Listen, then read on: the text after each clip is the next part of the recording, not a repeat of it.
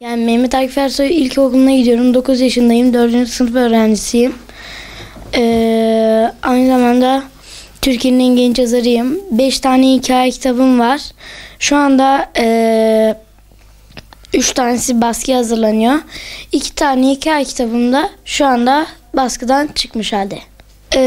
Aslında ben kendi kendime okuma yazmayı öğrendim. Yani 5 yaşından beri kitap yazıyorum. Bir gün babam yurt dışı, yani il dışına iş görüşmesine gitmişti. İşte onun için ben işte o gün de ben bir tane rüya gördüm. Rüyamda gemiye biniyorduk. Gemideyken işte fırtına çıkıyor. Hortumun içine giriyoruz. Hortumdan dışarı çıkıyoruz.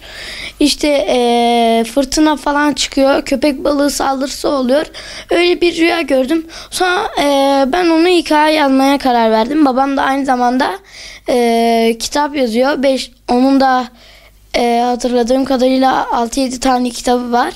Tarihçi yazar.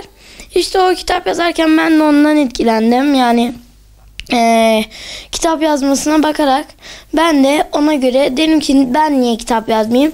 O rüyamı da ben de bir kitaba çevirdim. Arkadaşlarım tarafından çok seviliyorum.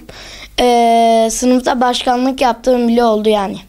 Adıyaman tanıtım günlerine gittik. Orada TBMM Başkanı Mustafa Şentop, işte Esenler Belediyesi, Ürgüp Belediyesi başkanları benim standımı ziyaret ettiler ve birçok milletvekili öyle kişiler beni ziyaret etti. Sonuçta kitap okumadan yani benim gibi bazı arkadaşlarım benim gibi yazar olmak istiyor.